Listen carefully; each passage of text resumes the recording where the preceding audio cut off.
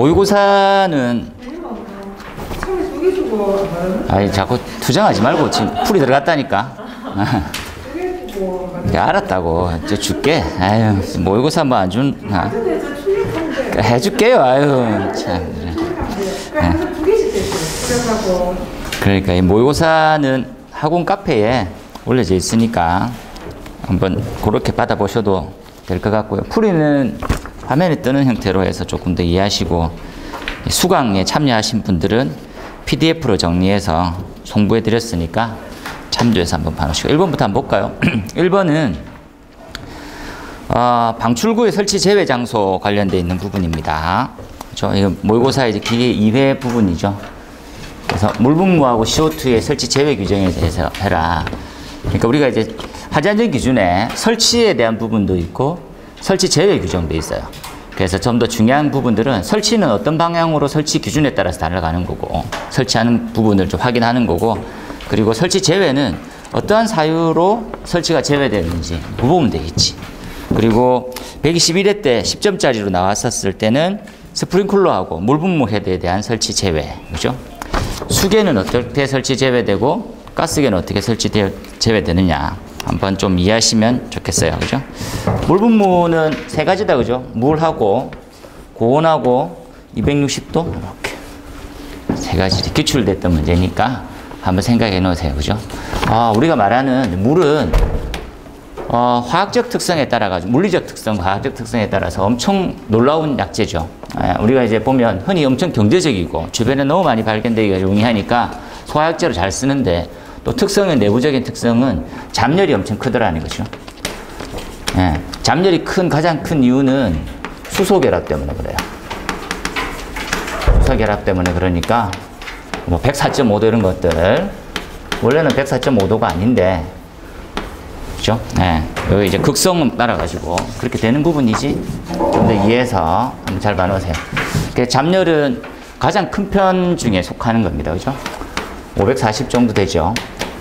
킬로칼로리에 킬로그램 이렇게 한번 들어가니까 잡열에 관련되는 부분들도 잘 알고 있으세요. 그죠? 근데 얘는 거의 다 좋아하고 또 비압축성 유체라 가지고 비압축성, 그리고 굉장히 안정적이죠. 이렇게. 그렇다 보니까 비압축성이니까 가압이 엄청 용이해요. 펌프만 쓰면 굉장히 원거리도 쉽게 넘어갈 수 있다는 거지. 중요하네. 그죠? 그리고 난류성 성질을 가지고 있어서 손실 부분에 대해서 계산이 굉장히 용이하고, 단일 형태에 대한 유체죠. 그래서 액체 상태로만 존재하는 부분으로 이렇게 보시면 되겠다. 이렇게 안정적이어서 다른 형태의 알파, 첨가제를 써도 소화효과의 자극 좀 많이 없어요. 엄청 좋은 거지. 단점이 딱 있어. 그게 뭔 단점이냐? 전기가 통해. 그죠? 영화에 보면 해운대 기억납니까? 해운대. 안 봤구나. 바닷물이 한참인데 전봇대 하나 딱 쓰러지니까 으아 하면서 다 쓰러지잖아. 개라. 이렇게. 사람이 죽어. 통전에 힘들어. 그죠? 통전. 이제 안 되지. 이렇게. 한번 봐놓고. 또 뭡니까? 동결에 대한 우려가 있지. 그게 동파다. 그죠? 이렇게. 그래서 한번 이제 나온 적이 있으니까 한번 이거 생각하고. 또 어떤 문제점이 있습니까? 어떤 문제점? 어떤 문제점? 전기, 동파, 또 뭐?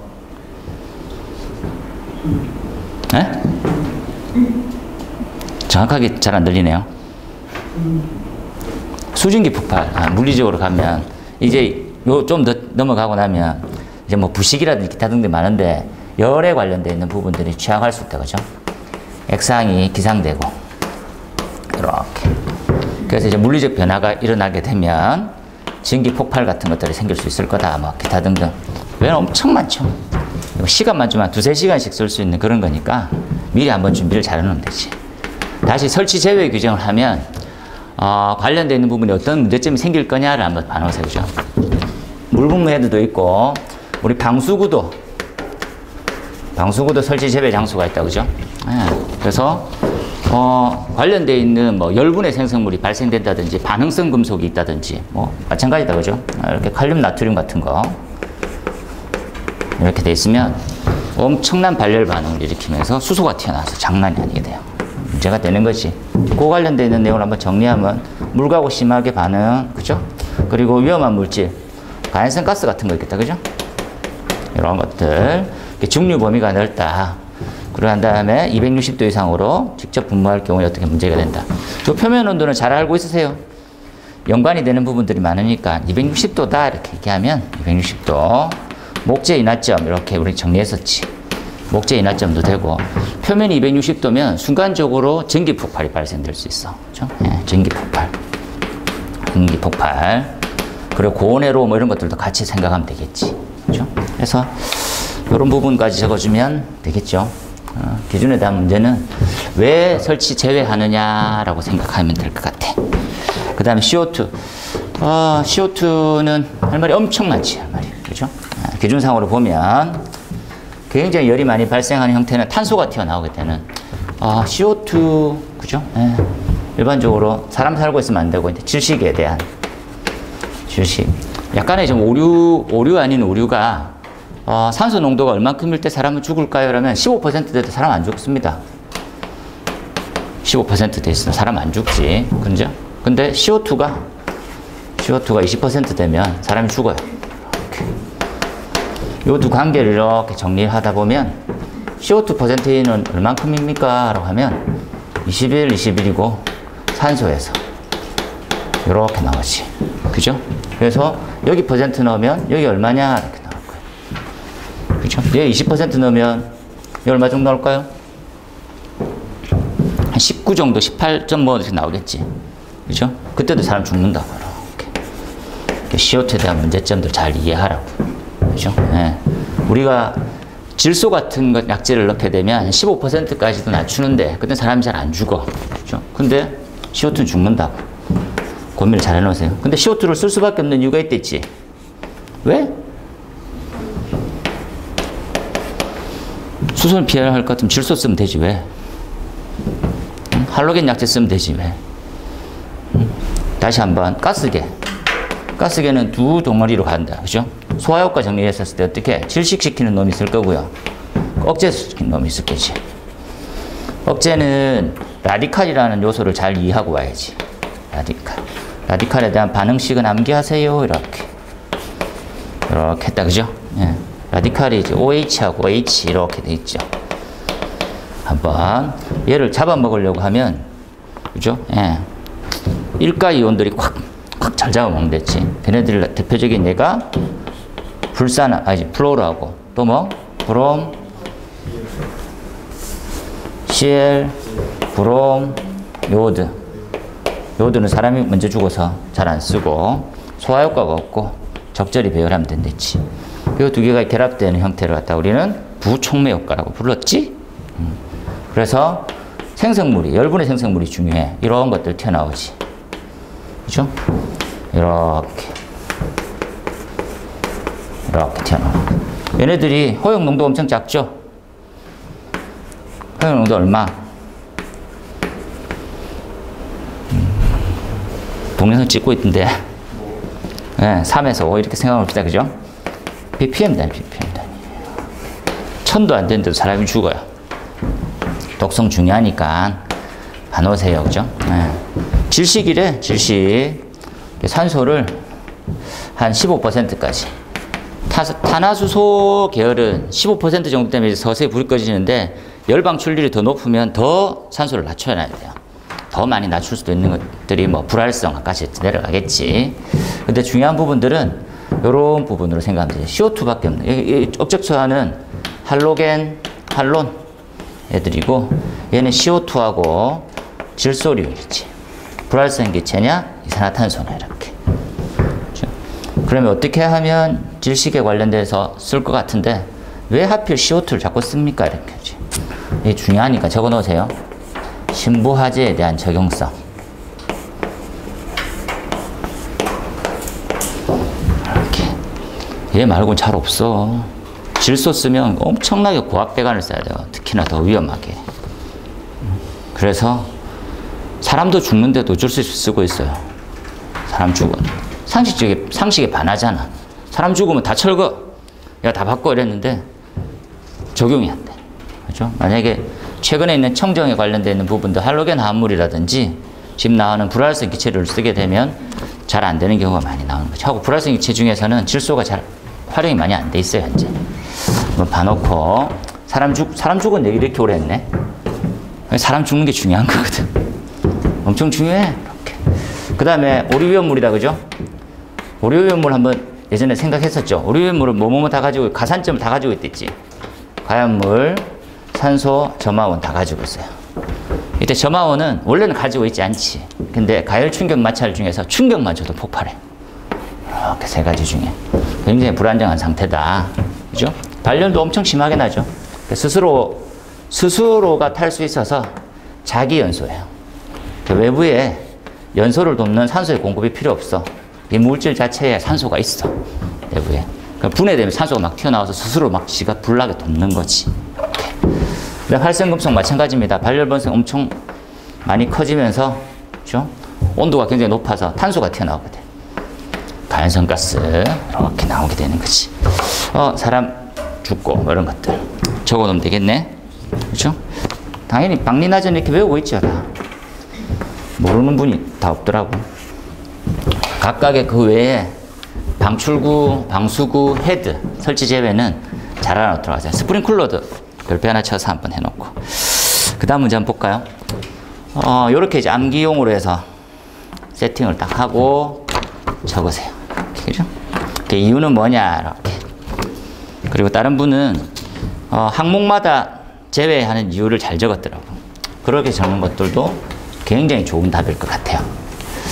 이거 한번 볼까요? 우리가 이제 대표적인 소화약제 두 가지가 있어요. 물하고 CO2. 상태도가 굉장히 중요하지. 상태도라고 하는 정의는, 그죠? X축은 온도. 이렇게. Y축은 압력으로 해서 상에 관련되어 있는 모양을 표시한 그림을 얘기하는 거지. 이렇게 보통 생겼다 생각하면 편하죠. 이렇게. 고체, 액체, 기체. 이렇게. 요 선은 더 이상 진행되지 못하는 섬이 있어요. 이렇게. 이걸 갖다가 이제 우리는 임계점이라 불렀지. 임계. 그죠? 잘 이해하는 거지. 원래는 더 있겠지. 근데 없어. 요 임계점 이후에는 두 개의 상이 공존하고 있는 존재예요. 정확하게 안 나눠진 거지. 어떻게 하면, 그죠? 액체를 더 이상 아무리 올려도 기체가 안 되는 지점이지. 이해되죠? 액체를 아무리 가열해도 더 이상 기체가 될 수 없어요. 그 지점을 갖다 우리는 임계점, 임계온도 이렇게 불러. 임계점, 임계온도. 이때 압력을 임계압력 이렇게 불러. 쉽게 생각해 놓으세요. 더 이상 가열하는데도 기체가 안 돼. 이렇게. 물질의 두 가지 형태로 한번 정리하면 되겠지. 그죠? 물과 이산화탄소 218, 374. 그죠? 1기압일 때 0.009. 그죠? 0.009일 때 이거 100이고 그리고 뭐 0.009. 한번 정리해 놓으시면 되겠어요. 그죠? 그거 한번 보고 6하고 9 이렇게만 외우면 되겠죠. 너무 많이 외우기 어렵니까? 이렇게. 그렇죠? 72.8에 31, 5.1에 마이너스 56도, 57도 막 1기압일 때 마이너스 79 정도. 또 확인해 놓도록 하세요. 소방에 활용되는 부분들이 이런 물리적인 형태의 형상이나 선도 같은 것들이 나왔었을 때 소방이 어떻게 활용되냐 이런 것들 잘 적어주는 게 중요해요. 그렇죠? 이러한 상태도가 뭐라는 것들에 대한 형태는 누구든지 쉽게 쓸 수 있어. 그런데 얘를 소방이 어떻게 활용하느냐에 대한 고민이 기술사적인 답변에 가까워지는 거지. 다시 한번 보세요. 상태도는 니도 나도 알아. 들어봤어. 써봐. 괜찮아. 근데 소방이 어떻게 적용되는지는 쉽지 않다는 거지. 그걸 한번 써보자. 그죠? 소방에서 단적인 예로 한번 정리하면 CO2 같은 경우에는 31도 이상에 대한 보관을 원하지 않죠. 그 이유가 이후부터에 대한 실제 용기 내부에 CO2 자체가 이 상태 이후에는 아예 이제 경계가 허물어져 있다는 거. 그런 부분들로 한번 생각해 놓고, 그죠? 그거 관련되는 문제도 최근에 나왔었으니까 한번 봐놓고 얘는 109회, 114회 이렇게 나왔었어요. 소방이 어떻게 적용되는지 이렇게 해놨다, 그죠? 물도 굉장히 쓸 말이 많죠. 이게 만약에 물이다라고 생각하면 이렇게 한번 보자는 거지. 그죠? 액체에서 기체 가는 거. 액체에서 기체 가는 거. 우리는 공동이라고 불렀어. 소방에서 엄청 큰 문제점이다라고 하면 자, 펌프에서 큰 문제점이 4가지가 있어요. 한번 생각해보면 첫 번째가 공동이 발생될 수 있을 거라는 거예요. 공동 우리 알고 있는 캐비테이션 이렇게. 그다음 또 두 번째 뭡니까? 펌프 자체의 성능을 생각해 보니까 예를 들면 서징이 발생될 수가 있어요. 서징. 이때는 2가지가 비슷한데 여기 너무 번외 얘기 같지만 한번 흐름이니까 한번 이야기할게요. 우리 펌프는 못 쓰고 자 소방에서 펌프 종류가 엄청 많아. 소방에서는 어떤 펌프 쓰느냐? 펌프는 원심 써요. 원심은 요렇게 되지 이렇게 와서 회전을 해요. 원심력을 원심 펌프를 써. 원성 잘 못 외우면 원심 이렇게 쓰는 거지. 원심 펌프. 원심 펌프의 형태를 어떻게 알 수 있습니까? 비속도의 수를 보면 알 수 있어요. 비속도는 한 300 정도 이렇게 쓰고 있겠지. 600 이하로 이렇게. 그래서 비속도의 수치만 보고 소방에는 어떤 펌프 쓰는지를 알 수가 있어요. 그렇죠? 이 곡선이 어떻게 생겼냐면 이상적인 우리의 소방의 형태는 뭡니까? 라고 딱 첫 번째 질문이 이상적인 곡선을 한번 그려봐 그러면 이 곡선의 형태가 유량과 저기 양정, 압력의 관계거든요. 이렇게. 우리 소방이 가장 이상적인 거는 이런 타입이에요. 이런 타입. 이해되지요? 그렇죠? 유량의 잦은 변화 발생되더라도 일정하게 압력이 이게 만약에 전격이면 전격, 이상적인 것이 이해됩니까? 유량이 아무리 많이 변해도 펌프가 전격으로만 가지런히 왔다 갔다 해. 그럼 최고의 좋은 펌프지. 이런 펌프는 이상적인 펌프. 없어, 현실에. 그래서 그 유사한 형태로 가자는 거지. 어떻게 하면 좋겠습니까? 요런 펌프를 써, 지금. 요런 펌프가 원심에 대한 곡선을 정확하게 그리면 여기 이렇게 생겼어요. 요렇게 생겼지. 되겠지요? 그러니까 요걸 좀 쓰고 있어요. 이거 지금 우리 전격점이지. 유량 부분에 들어갈 때. 그 다음 팬은 또 어떻게 생겼습니까? 팬도 이러한 타입에 대한 유사한 형태를 갖고 가는 거지. 저 팬에 대한 그림을 그리면 이렇게 생겼어요. 이렇게. 맞습니까? 여기 갖다 우리는 시로코, 다이팬, 뭐 이렇게 써요. 되겠습니까? 그 특성상 발생될 수밖에 없지. 이렇게 특성상. 되겠지요? 예, 그래서 서징이, 우리가 맥동이라 불러요. 맥동이 뭡니까? 라면 주기적으로 이 구간이 반복되면서 출력이 더 이상 나오지 못하는 현상들을 맥동이라 불러요. 왔다 갔다 하는 거죠. 왔다 갔다 하죠. 세 번째 뭡니까? 세 번째. 급개폐. 그죠? 폐쇄하고. 전기에서도 조금 더 이해돼요. 수격이라는 게 있어. 수격을 돌려 얘기하면 작용, 반작용 같은 개념이에요. 그래서 뭡니까? 하면, 전기도 스위치가 있어. 스위치가. 전류가 이렇게 연락이 흐르고 있어. 근데 야, 이제 끝이야. 라고 딱 떼면 쭉 오던 전자들이 없답니까? 야, 밀지 마, 하면서, 씨! 이러면서 파바박 튀는 거지, 이렇게. 걔를 뭐라 불렀어? 열대 탁 튀는, 뭐? 시험에 2번이나 나왔는데. 이 동영상 강의를 멈춰야 되나? 지금 표정들이. 너 왜 자꾸 혼자 떠드냐라는 표정인데. 뭐, 아크, 스파크, 그런 거 안 배웠나? 난 가르쳐 준 적이 몇 번 있는데, 다른 수업을 듣고 오셨구나. 그래서 화염이 방사듯이 튀어나가요. 전기불꽃이. 이때 사람이 있으면 죽지. 그렇죠? 똑같은 형태. 수격도 쭉, 배관이죠, 이렇게. 속도의 변화. 뭐가? 압력의 변화로 가는 거지. 요 내압에 대한 변화로 가요. 이해되지요? 무슨 말인지는. 그게 수격이에요. 골치 아픈데? 표정들이. 그 다음 네 번째가, 우리가 말하는 고온이에요, 고온. 온도 상승. 온도 상승은 우리가 말하는 첨프레죠. 최저일 때 발생될 수가 있겠죠. 쉽게 얘기하면. 맞습니까? 공회전 때. 발생되면 자연스럽게 공동으로 가요. 이런 형태겠네. 온도고. 그러니까 이렇게 올라가면서 공동 발생될 수 있지. 그 네 가지는 엄청 중요해요. 얘를 여러 가지로도 쓸 수 있어. 자, 펌프에서 발생되는 소음 진동이 발생될 수 있겠지. 소음 진동. 이 소음 진동이 여러 원인에 의해서 발생돼요. 이렇게. 그 중에서 세 가지 반드시 적어라 하면 얘지. 이렇게. 되겠습니까? 이거 우리는 기계적이다. 이렇게 보통 얘기하지. 기계적 원인에 의해서. 역학적 원인에 의해서. 이런 말 쓰지. 같이 쓸 수 있는 말이에요. 같이 쓸 수 있는 말. 한번 잘 봐놓으세요. 그래서 공동. 가장 중요한 부분들, CO2에 대한 저장과 측정, 뭐 줄 톰슨 뭐 이런 것들. 할 말이 엄청 많은데 이런 기본적인 그림을 그리고 이해하고 풀어나가는 연습을 좀 많이 해야 돼. 봐놓으세요. 그렇게. 그 다음에 박리 한번 볼까요? 박리. 똑같이 잘 그린 거. 캐비테이션 발생될 수 있고, 그죠? 압력이 낮아질 때 캐비테이션, 온도가 올라갈 때 캐비테이션 될 수 있을 거고, 그죠? 그리고 저장. 어떤 상태로 저장하는 겁니까? 라고 하면, 맞죠? 지금 일기압일 때 어떤 상태, 또는 고압으로 인해서. 지금 저장 용기는 내압이 얼마 정도 돼 있습니까? 상식적으로. 내압 시험.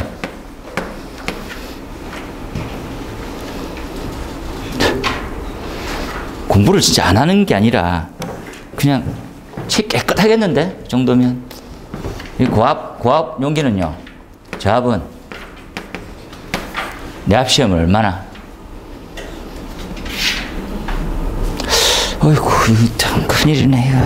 야, 문 닫아라. 저기 몽둥이 하나 들고 오고. 도저히 이제 내일 모레 수업 마치는데 골치 아픈데, 이거. 이거 이제 25메가파스칼 아닌가요? 헷갈려가지고. 예. 3.5 아닌가? 나도 헷갈려. 마이너스 18도. 요 지점에 대해서 가스에 대한 위치를 한번 정리하면 돼요. 그렇죠? 그래서 내압 시험에 이게 저장 용기거든. 저장 용기. 이렇게 내압 시험하고, 내압 시험보다 좀 더 낮은 압력으로 안전밸브 달고, 좀 더 낮은 형태로 안전장치 달고, 이런 거지. CO2 가서 다시 한번 할게요. 큰일이네. 이렇게. 빨리 넘어가자. 각각의 명칭 잘 설명했고, 소방과 그리고 CO2에 관련되어 있는 내용 잘했어요. 박리는 접근을 어떤 식으로 할까요? 박리는 아직까지 시험에 100회 때 10점짜리 나왔네. 100회 때. 100회에 한번 나왔었는데, 우리가 마찰 손실을 증가시키는 여러 가지 요인이 있을 거예요. 손실이 증가되는데, 뭐하고 또 연관성이 굉장히 많습니까? 그러면 경련 변화하고 연관성이 많은 놈들이 있겠지. 이런 것들을 한꺼번에 모아서 정리하고 공부하는 게 좋지. 첫 번째 가장 많이 나오는 형태가 뭐가 있을까요?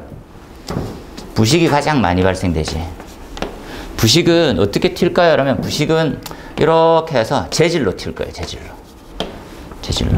재질로 해서 강간을 많이 쓰지.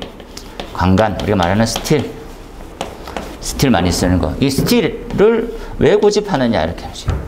그렇죠? 부식이 딱 튀어나오면 제일 첫 번째 나와야 되는 말이 무슨 말? 이걸 맞추면 다 용서해준다. 무슨 말? 진짜 문 잠가야 되겠는데? 몽둥이 가지고 되겠지 않겠는데, 뭐. 나가는데 이거 지하철처럼 딱 끊어가지고 외우면 못 나가는 걸로 하나 학원에 장치를 해야 되겠는데. 오늘 외웠어요? 막 대답하면 삑 하고 넘어가고. 제가 안 보내면 되죠. 그렇네. 우리 실장님 사람 패는데 전문이거든. 학원을 어떻게 혼자 지킬 수 있겠어?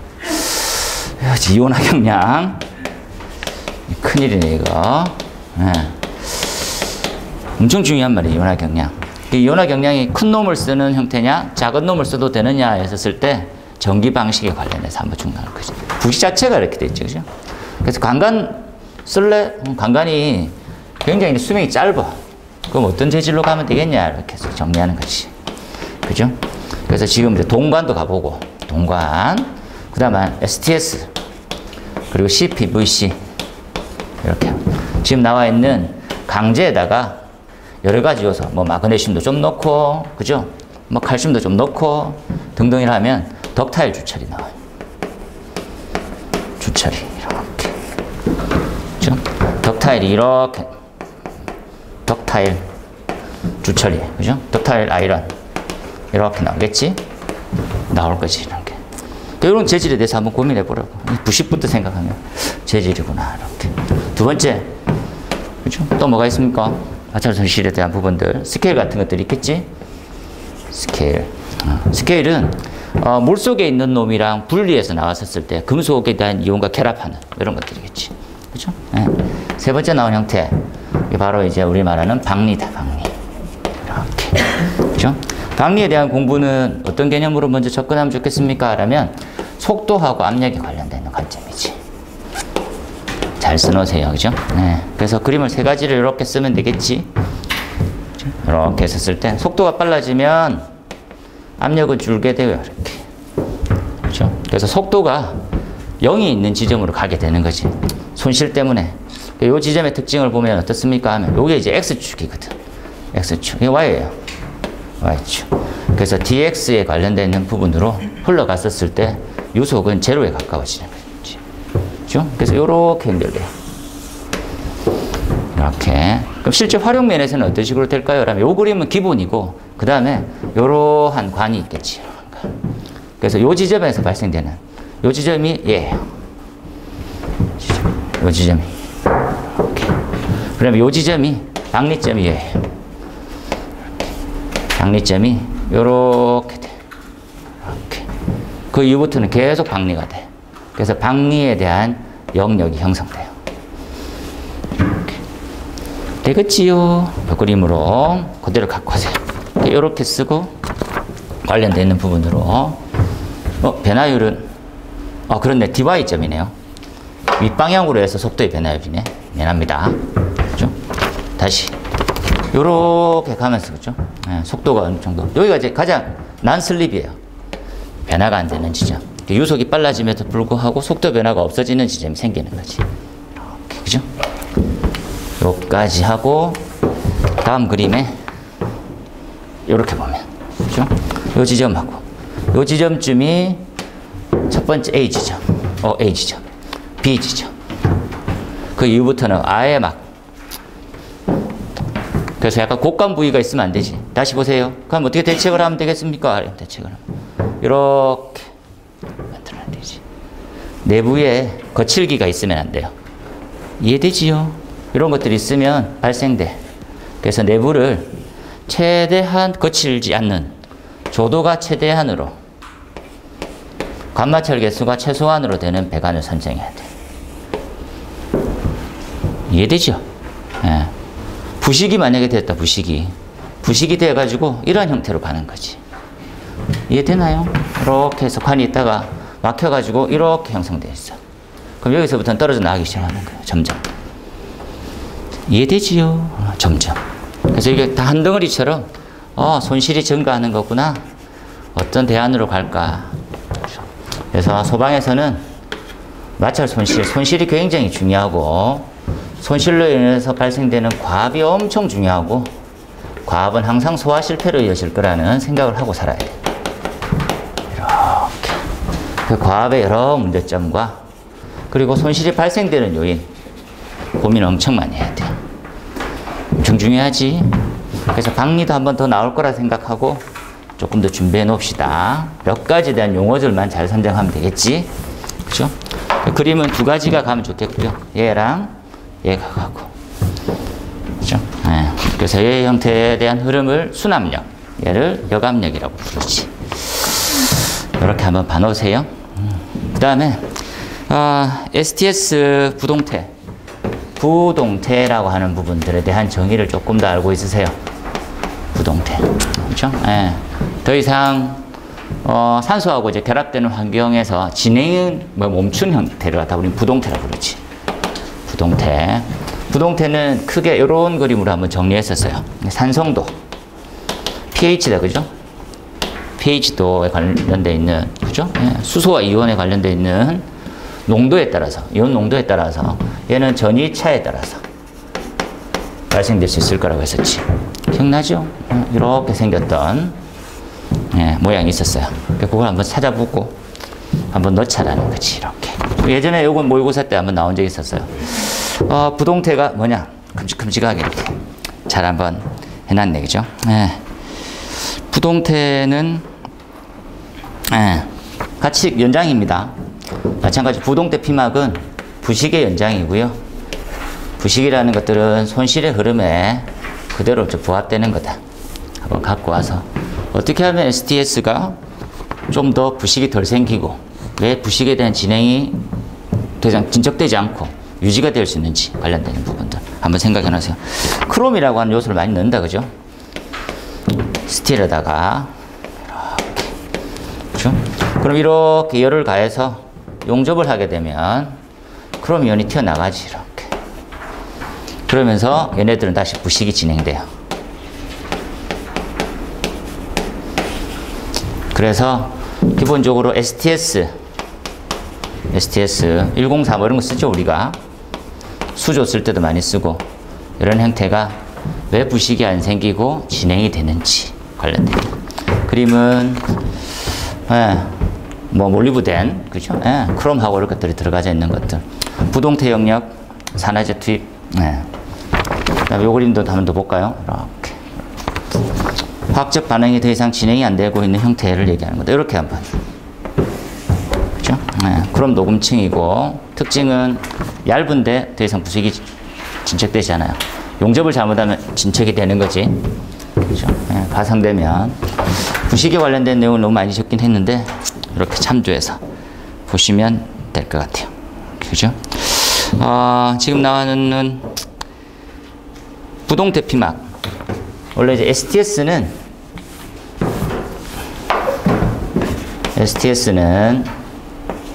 지금 100회, 106회, 114회 때.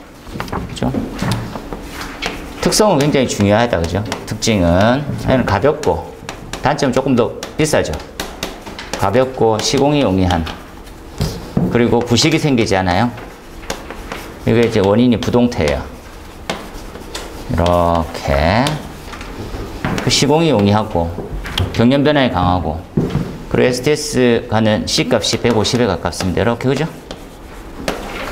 그래서 손실이 엄청 작아요. 그럼 관으로서는 이상적이네. 이렇게. 어떤 단점이 있을까 고민해 보면 돼. 단점. 시공이 주의가 필요해요. 특히나 어떤 시공 주의? 용접일 때. 이때 이제 중요하지. 용접일 때 크롬이온이 튀어나가는 형태가 생겨요. 튀어나가면 그건 철하고 별 차이 없지. 부식이 돼. 크롬이 있었을 때 내부식층, 부동태가 생겼거든. 이렇게 됐지. 한번 잘 봐놓으세요. 그죠? 그리고 또 뭐가 문제점이 있습니까? 라면, 얘네들이 굉장히 가는간이, 두께가 굉장히 약해요. 티크니스라 두께인데, 두께가 작아서,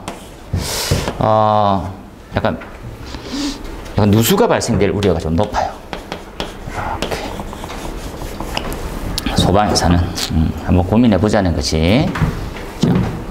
이렇게 한번 반으로 가세요. 그 다음 나오는 형태가 5번에 덕타일 주철이네요.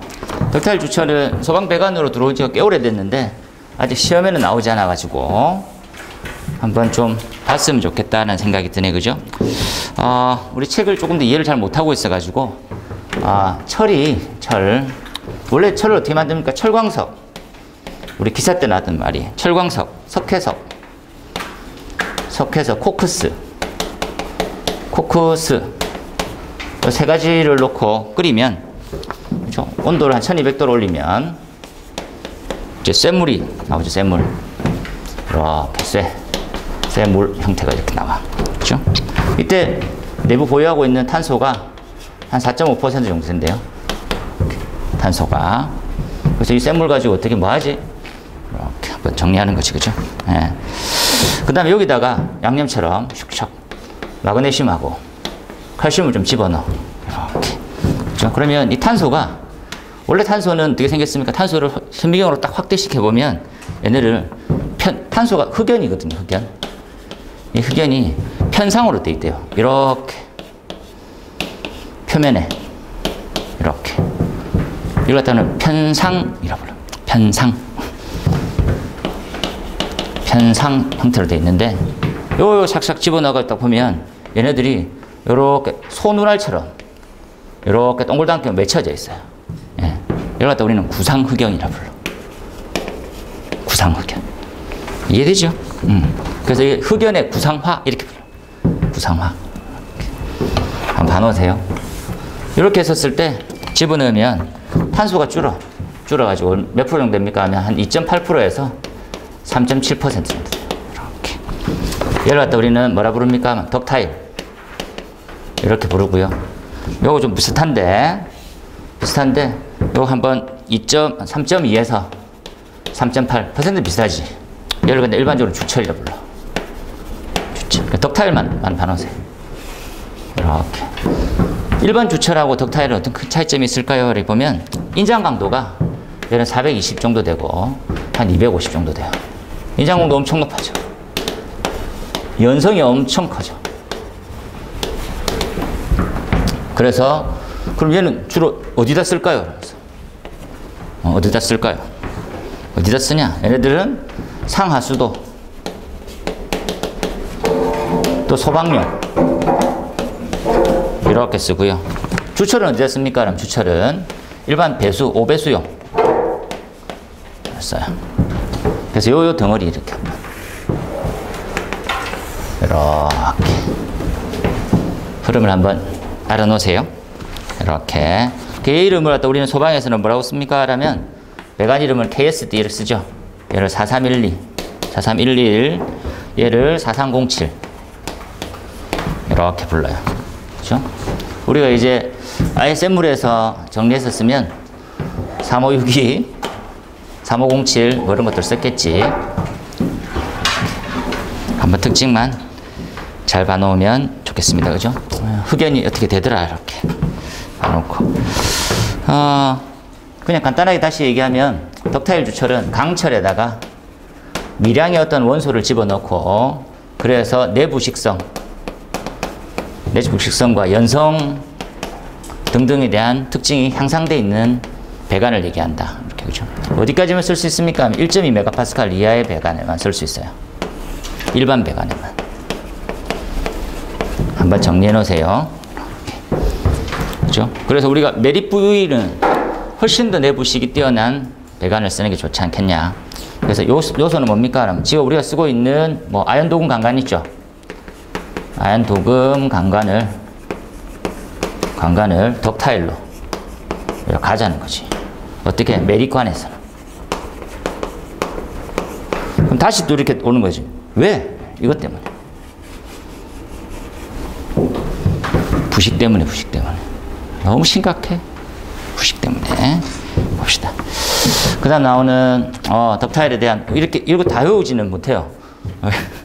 이건 그냥, 그죠? 이거 다 외우니 차라리 틀리게 말겠지. 이런 사람 많아. 그죠? 이건 다 외우지 못하는 거고, 몇 가지만 이렇게.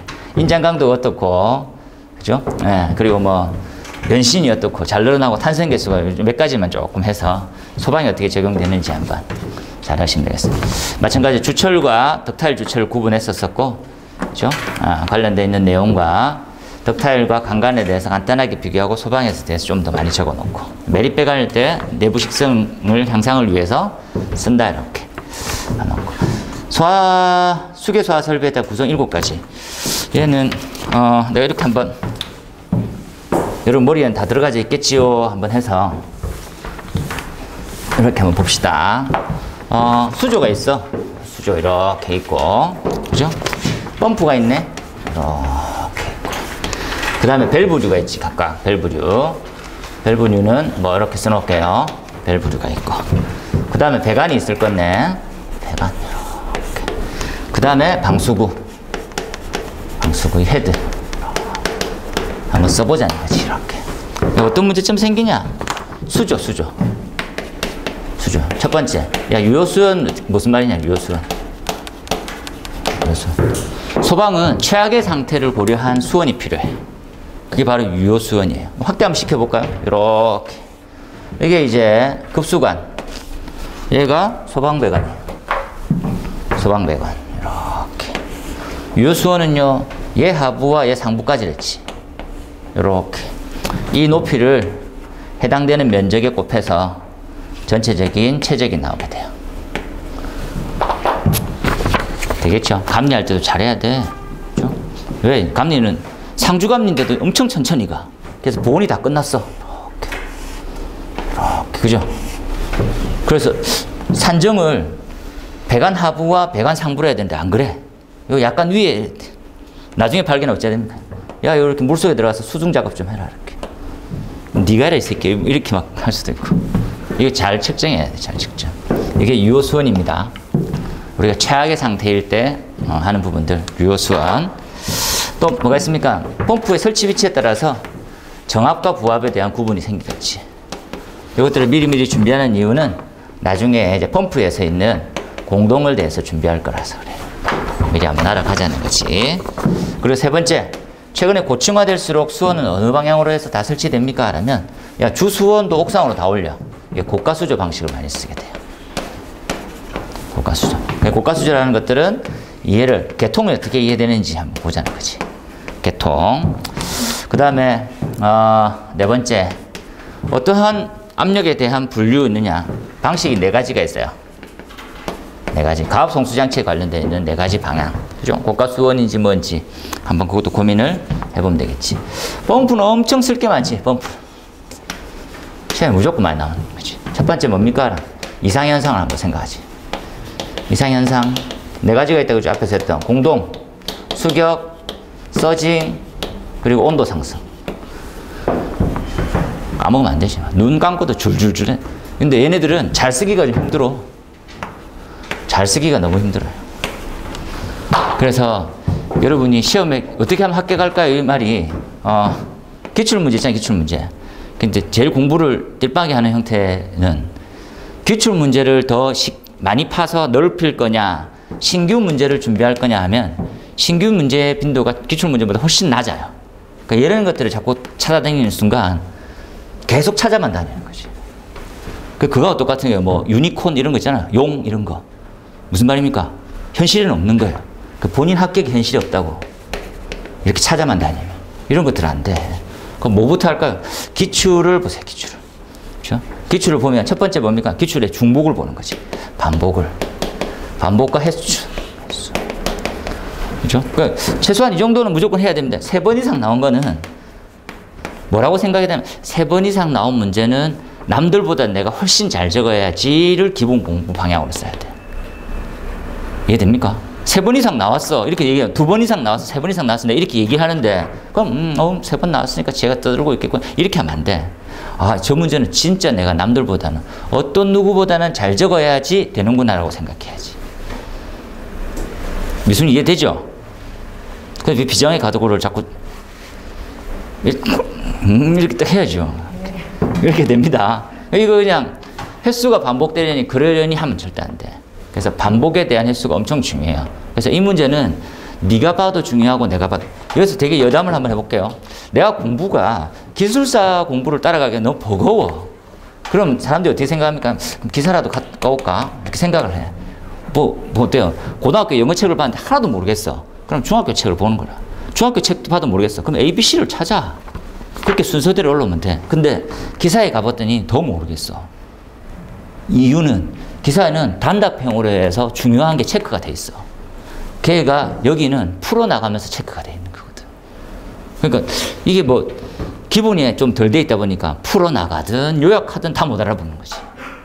근데 중요한 거는 뭐가 안 바뀌는 거예요? 기사에서 중요하다고 별표가 많은 거는 기술사에도 반드시 별표가 많아요. 이 중요한 거는 사람마다 다른 게 아니에요. 같다고. 그래서 나도 중요하게 하면 기사쌤도 중요하게 하고 공부 처음 한 사람도 별표 3개를 만나는 거라고. 그 내가 지금 암기 카드를 내가 정리를 진짜 못하겠다. 그러면 기사책에 대해서 별표 3개를 암기 카드로 먼저 만들어서 외우고 있어. 그럼 우리한테 반드시 써먹어진다니까. 요 2개 연결이 나 좀 헷갈린다 그러면 그 연결만 내가 시켜주면 되는 거라니까. 이렇게. 되겠습니까? 그래서 뭐 지금 뭐 이 책을 보니까 어떻게 뭐 요약할지도 모르겠다. 그렇게 요약을 못하겠으면 기사책에 있는 인터넷 검색하면 많이 나오잖아요. 핵심 뭐 무슨 집, 암기 카드. 그거 해. 이거 똑같이 나오는 것도 같이. 됐나요? 그래서 지금 공부는 반복 회차. 그 두 번째는 어떻습니까? 내는 놈이 또 내거든요. 같은 사람이. 그래서 방향성이 아무것도 없는 맨바닥에서 문제를 만들어내서 나오는 것들은 힘들어요. 특히나 계산 문제는 거의 불가능해 가까워. 왜? 어디인가는 있으니까 갖고 오는 거지. 그 리스크가 얼만큼 많냐면 내가 계산 문제를 만들어내잖아요. 그럼 틀려버리면 나한테 지금 모든 화살이 다 오는 거라. 그럼 내가 불안해가지고 이 계산 문제를 못 만드는 거지. 그래서 어떻게? 외국에 있는 서적, 일본 서적, 다른 뭐 과목 기술사 문제 보니까 계산 문제를 갖고 오는 거지, 이렇게. 그래서 뭐라고 편안하게 얘기합니까? 야, 나 좀 잘 모르겠지만 여기 뜨면 돼. 이런 거지. 출처가 중요하거든. 여기서 검증받았던 거야, 이러면서. 그게 지금 나오는 거지. 이해되죠? 이걸 다 볼 수는 없어. 뭐 반복이 많은 거지. 그리고 두 번째는 뭡니까? 리듬이에요, 리듬. 이렇게. 그렇죠? 너무 앞서 나가지 마세요. 이렇다라는 것 뿐이지. 여러분이, 야, 지난번에는 기계가 많이 나왔으니까 이번에는 기계가 더 많이 나와. 그러니까 본인이 자꾸 이렇게 생각하고 판단하지 마. 언제쯤 판단할까요? 알겠죠? 55점 넘어가면 스스로도 문제에 대한 흐름이 보이기 시작해요. 그래, 요번에 요거 정도 준비해야 되겠구나, 이렇게. 이거 논하는 거지. 이거부터 스타트 합시다. 그래서 그렇게 하기 위해서 내가 냈던 게 뭐, 모든 이제 세부 항목 목차에 위에 보면 기출 문제가 나와 있어. 기출 문제 보고, 아, 몇 문제 나왔구나. 이건 좀 더 중요하게 봐야 되겠구나 하는 마음으로 보라고. 되겠지요? 이렇게. 그 다음에 이제 두 번째 거는, 그죠? 뭡니까? 그러면, 펌프의 성능이 중요해. 성능. 펌프의 성능은 이렇게 따질 거예요. 그죠? 이러한 펌프를 선정했고, 그리고 이렇게 효율이 이럴 거고, 배관 장곡선이 이렇고. 맞습니까? 그 축동력과 관련해서 효율하고 다 알아야 돼. 축동력 이렇게 올라가요. 이렇게. 축, 효율, 배관 저항곡선, 저항곡선을 편안하게 이제 R이라고 해놓을게요. 그래서 Q와 H. 이렇게. 그리고 펌프에 대한 요소가 중요해요. 세 번째. 요소. 펌프 상태가 뭐가 있습니까? 라면 공동현상하고 유사하게 비속도라는 말을 써요. 비속도. 비속도를 이제 처음부터 갖고 오게 된 이유는 펌프가 돌아가면 아까 보셨죠? 이렇게. 이 형태가 물이 공급됐을 때 돌면 이렇게 이 부위가 진공 상태가 돼요. 진공. 진공하면 물은 얼만큼 빨아들일 수 있을까를 고민하겠지. 이렇게 배관이 내려가져 있을 때. 맞습니까? 그럼 진공으로 빨아들이면 그를 갖다 우리는 수주라고 불러요. 이해됩니까? 수주. 이론상으로 몇 미터까지 빨아들여져요? 물은 가벼워. 물은 10.332. 이게 빨아들여지는 이유는 뭡니까? 이렇게 되는 형태에서 대기압이 밀어주는 거하고 똑같아요. 이렇게. 이해됩니까? 빨아들여지는 게. 밀어주는 만큼 빨아들여지는 거지, 이렇게. 수온주는 76cm고 뭐 이런 게 있잖아. 그거 한번 보고, 이렇게. 점점점점, 펌프는 엄청 많고. 밸브도 최근에 나왔다, 그죠? 첫 번째. 뭡니까? 우리 개폐 밸브 써야 되고요. 개폐 밸브. 세 가지가 있는데, OSNI. 그죠? 버터플라이. 체크. 이런 것들. 최근엔 체크 시험에 나왔네? 체크. 두 번째. 안 나왔던 거. 감압 밸브 중요해. 감압 밸브 나올 때까지 계속 욕해야지. 한번 봐놓으세요. 그 다음에 세 번째. 스프링클러를 가게 되면 종류에 따라서 습식, 건식, 준비작동식인 일제살수식 이런 것들 정리할 거예요. 좋다. 그죠? 나머지는 쭉쭉쭉. 그 다음에 배관은 배관도 시험에 잘 나온다. 그죠? 배관이 이렇게 들어가니까 첫 번째 배관은 유체가 중요해요. 유체역학. 유체역학. 알아야 되는 공식은 하이젠 윌리엄스, 달시 웨버 이렇게. 그죠? 하젠 포하젤 이렇게 퉁퉁퉁퉁 이렇게. 주 이렇게 부차적 손실, 확대 축소 이렇게. 그 두 번째 유속 유량 측정이 중요해요. 측정. 시험 문제 뭐가 나왔니? 벤출이 나왔지. 그죠? 두 번째 오리피스 좀 나오면 안 돼? 이렇게 오리피스. 되겠지요? 이렇게. 벤추리는 관이 축소가 되는 타입이고요. 얘는 관 내부가 축소되는 타입이지. 한번 정리해서 두세요. 나머지도 엄청 중요해. 여기서부터는 또 부식적으로 또 튀어가요. 손실로. 손실 원인은 부식. 이렇게. 원인으로 이렇게 넘어가. 그죠? 그 다음에 요 옆에는요. 방수국 헤드는 첫 번째 뭡니까? 중요한 것들은 법정이 중요해. 법정이. 법정이 무슨 법정? 양하고 압이 중요해. 양과 압을 알게 되면 살수에 대한 밀도를 알 수 있어.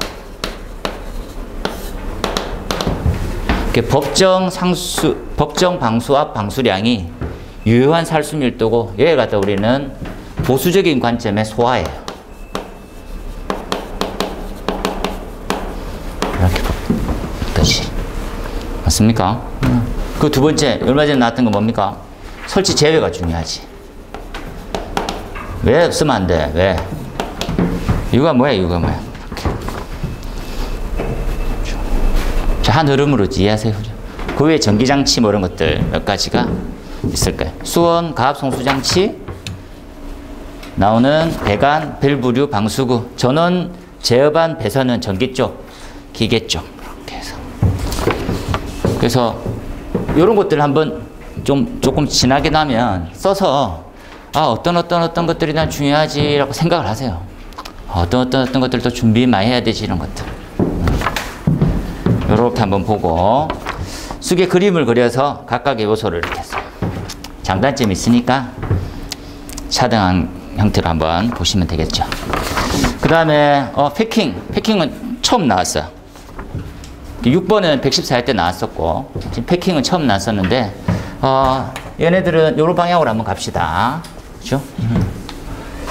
지금은 이제 우리가 펌프에 대한 이 케이싱이 있는데 이 케이싱은 이런 형태로 되어 있죠. 이렇게. 그러니까 우리가 다단이에요. 그래서 맨 뒤에 있는 형태로 물을 공급받게 되면 회전력을 이렇게 보내는 거하고 똑같아요. 이렇게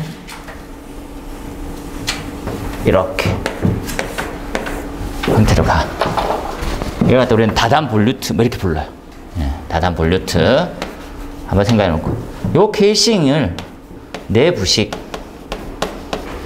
성을 쓰라고 의견이 지금 올라가져 있어요. 케이싱의 부식도 준비해야 되지. 하고 요 사이에 축이 있어. 요렇게 해가지고 축을 두고 관통에서 끝에 축이 있고 요렇게 모터가 연결이 돼 있어. 그렇죠? 이거 자꾸 새. 여기 자꾸 새. 물이 줄줄 나와. 물이 이런 물이 나오는 것들이 정상이야 비정상이야라면 비정상이지. 그죠? 모르시는 분은 소방펌프를 좀 세야 되는데 뭘 자꾸 세? 지금 뭐 급여도 아니고 뭐가 자꾸 세? 자꾸 세면 안 돼. 이거 어떻게 막을 거냐? 두 가지 방식이지. 과거의 그랜드 패킹, 지금 이제 기계적인 메카니컬 실 막는 거. 고민 한번 해보자는 거지. 이 새는 부위 한번 보고. 요 새는 물은 잘 빠져나가게 잘 해놓습니다, 현장에서. 왜? 안 셀 거를 가정하고 있거든. 그 옆을 요러한 한 10mm도 안 되는 형태로 굉장히 조그맣게, 그죠? 해놔요. 이거 막혀. 그러니까 습기 올라가고 해서 얘가 또 썩어. 또 더 새. 썩고 새고, 썩고 새고가 반복이야. 그러면 펌프는 10년도 안 됐는데 갈아야 돼.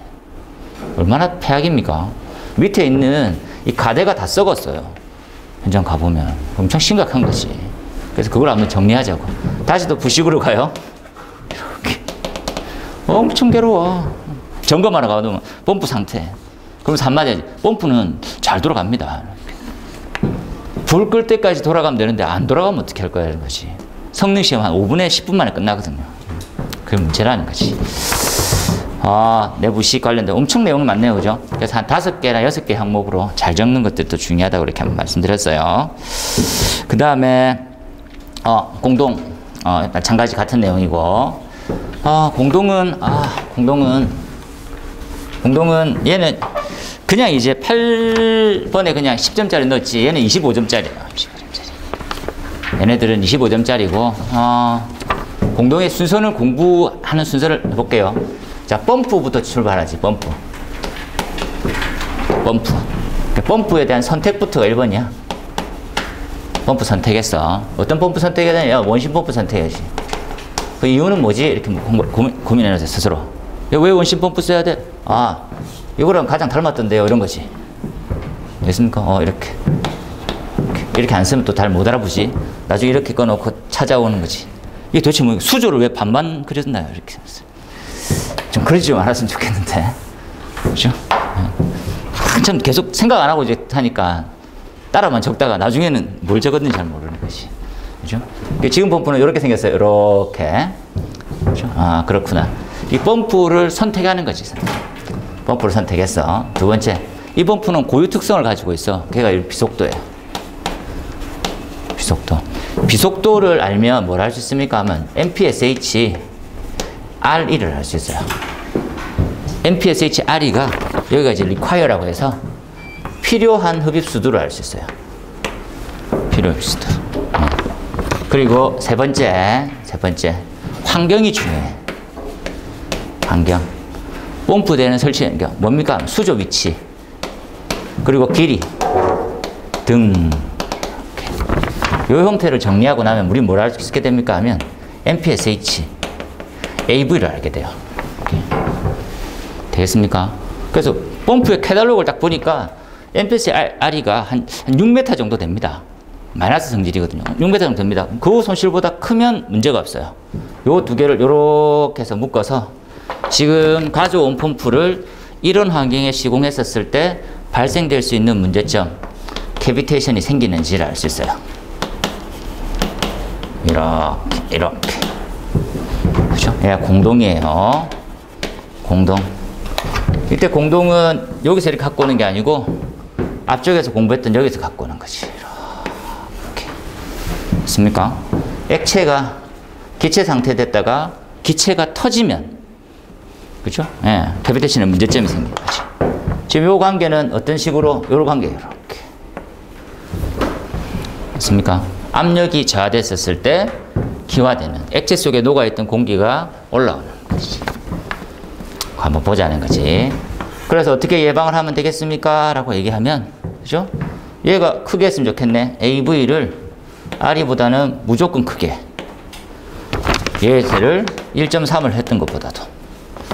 얘를 갖다 우리는 설계하고 있어요. 이렇게.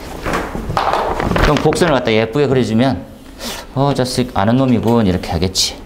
여기 AV, RE. 이렇게. 여기서부터가 생기잖아요. 마지막 점. 이렇게 시공하겠네. 이렇게. 그죠? 그래서 요 지점쯤에 시공하겠지. 1.3배 높은 거. 요 크기보다 1.3배 높은 곳에 시공하겠지. 되겠습니까? 그러면 네 번째 요소가 중요해. 요소. AV의 요소가 한번 보자는 거지. AV. 뭐가 있어? 이렇게.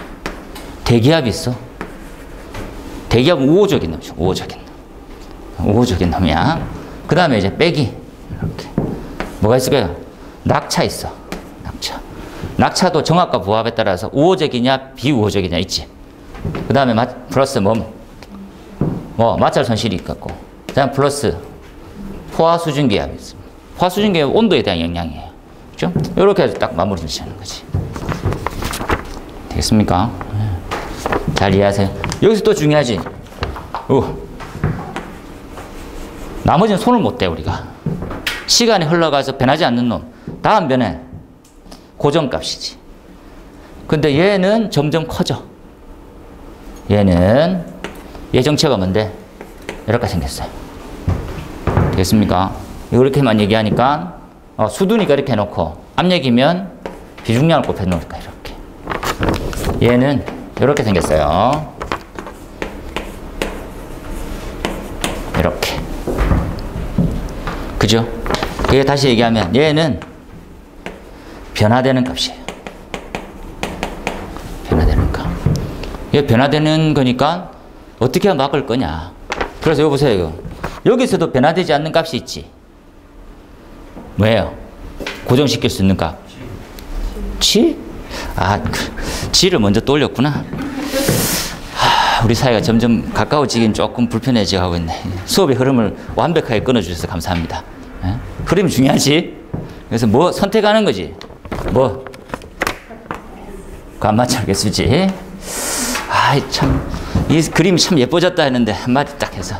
이렇게 모든 사람이 중력 가속도는 동일하게 받고 있어요. 얘가 다시 한번 보면 요거하고 같죠, 이렇게. 걔는 이제 고정할 수 있어요, 고정. 그럼 다시 돌아온다, 그죠? 뭡니까? 어떤 재질을 써라? STS나 동이나, 그죠? 동간이나, 또 뭐, 써라. CPVC 쓰든지. 되겠습니까? 이렇게. 엄청 중요해. 엄청. 잘 쓰기가 쉽지 않아요. 그냥 이제 똑같이 쓸 뿐인데 점수를 잘 받기 쉽지 않아. 그래서 개념을 완벽하게 이해하고 접근하느냐가 차이가 커요. 그래서 조금 더 들어가 보는 것도 괜찮아요. 기본 틀 쓰는 것들은 기본이고. 그 다음 나온 형태가, 여기는 지금 공동현상은 생각보다도 엄청, 그죠? 공동현상 자체를 물었을 때는 많이 안 났어요. 101회 때, 112, 120회 때 이렇게. 이번 시험 또 나올 수 있어요. 120회 때도 나왔는데도 불구하고. 중요한 거니까. 그리고, 원인 알면 대책 알고. 그죠? 공동현상, 원인, 그리고 문제점, 대책. 세팅이 엄청 10점짜리로 엄청 잘 돼 있죠. 서징. 서징은, 이건 좀 더 한번 가야 되는데, 요 그림을 좀 쓰라고 하는 이유가 있었지. 요 그림은, 최근에 나온 책에, 그러니까, 팬에 관련되어 있는 서징을 엄청 잘 만드는 그림이에요.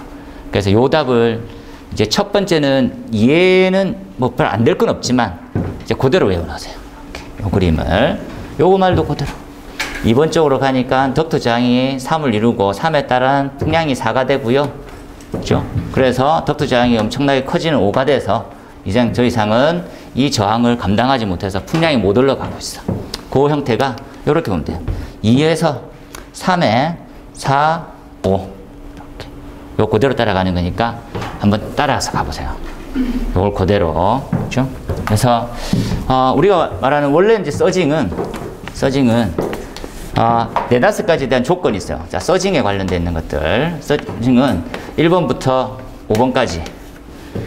첫 번째 이런 거 있잖아요. 산형을 그려야 되고, 배관이 길어야 되고, 배관 내부에 수조가 있어야 되고, 대폐밸브가 있는데, 두 번째 거를 적용시켜야 되고, 이런 것들이 있거든. 그게 과거 스타일의 답이고, 지금은 얘가 좀 낫고. 서징 한다는 말은 맥동인데, 맥동은 주기적으로 동작을 해요. 이렇게. 이때 주기라고 하는 부분들도 우리가 봤던 거하고 똑같아. 주기가 T예요. T. 뭐하고 관련되어 있는? 주파수하고 관련되어 있는 부분이지. 이렇게 초당 몇 번만 오가고 안 하고 왔다 갔다가 있어요. 이 주기도 한번. 그래서 여기는 맥동 주파수가 얼마냐 이런 것들 따지는 거죠. 그 주기를 알면 주파수를 알 수 있는. 그 주기는 시간의 관점. 야, 몇 초마다 한 번씩 왔다 갔다 하냐. 그러면 주파수를 알 수 있어요. 이거 하여튼 기억나죠? 전기. 예. 그 기억이 나는데 답은 못 쓰겠다, 야. 항상 일관적인 거지. 기억이 나면 돼. 암기가 안 됐으니까 그죠? 지금 발 하나 설치해야 되겠네. 이렇게. 한번 봐놓으세요. 그 다음 나온 형태가, 그렇지. 요거는 같은 문제죠. 유체역학적으로 했었을 때 3종 세트가 서징, 맥동, 수격. 그죠? 그래서 엄청 잘했던 게 지금 나와 있는 공동, 그다음 맥동, 수격.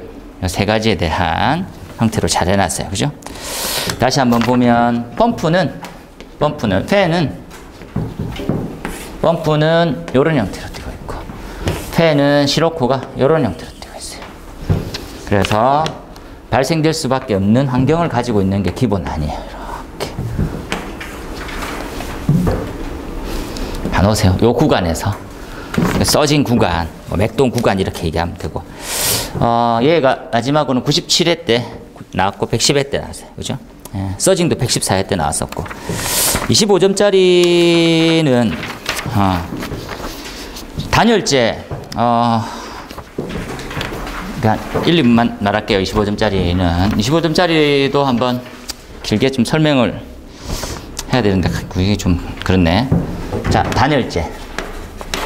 단열재는 이렇게 정리합시다. 그죠? 원래 우리가 재질에 관련되어 있는 부분들의 시험은 이렇게 나왔어요. 이렇게.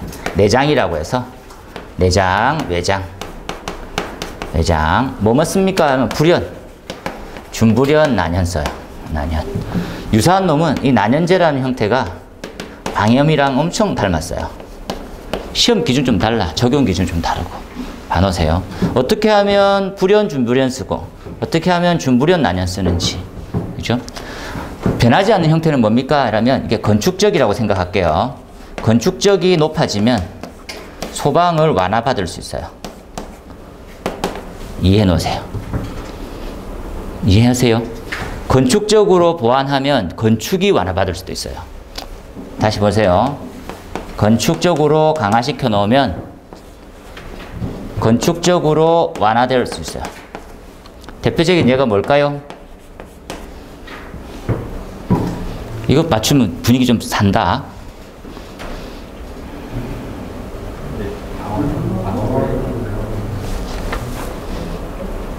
분위기는 살리지 못하는 걸로. 인공호흡기 수준으로 지금 가고 있습니다. 지금 큰일 났어요. 지금 공기호흡기로 될 줄 알았는데 소생기로 지금 넘어가고 있어요. 다시 보면 불연, 준불연 대신에 그죠? 뭐를 쓰게 되면 난연도 쓸 수 있게 돼 있어요.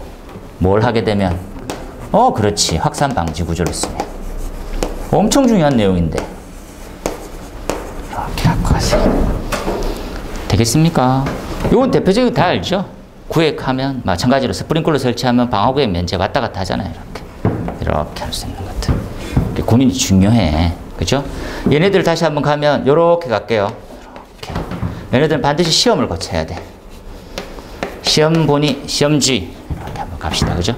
예. 그런데 여기서 벗어나 있는 놈이 있어요. 그 형태가 우리는 단열재예요. 단열재는 소방에서 엄청 많이 쓰고 있는데 뭐 지금 대안이 없어요. 이렇게 어떻게 해라. 이렇게. 소방에서 쓰고 있는 형태만 봅시다. 소방. 건축에서 쓰고 있는 형태는 거의 다 결로 이렇게 가고 있거든요. 소방에서 쓰고 있는 형태는 뭡니까? 하면 보온재로. 그죠? 그리고 덕트에 단열재로. 왜 그럴까요? 그 외에 이제 왼쪽에 있는 형태를 하나 갖고 와가지고 이러한 특성은 있습니다. 라면 유체의 흐름을 한번 판단을 할 때 첫 번째 액체는 온도가 올라가면 속도는 점도는 낮아져요. 특이한 게 기체는 온도가 올라가면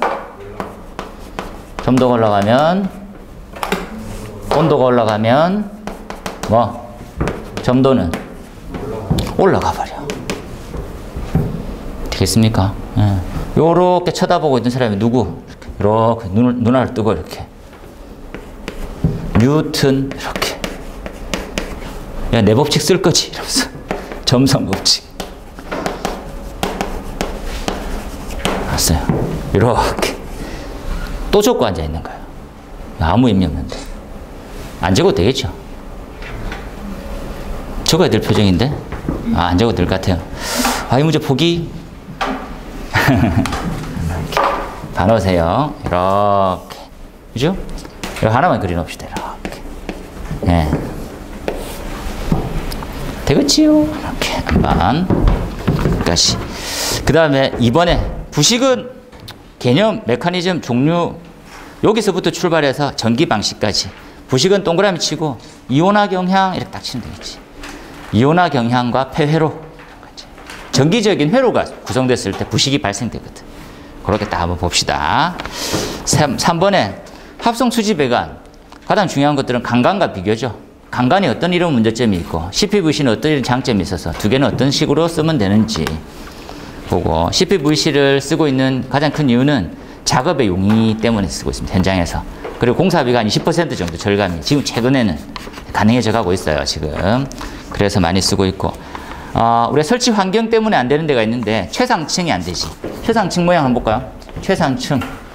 최상층은 우리 기계 쪽에서는 결로를 잡아야 돼. 결로를 잡네요.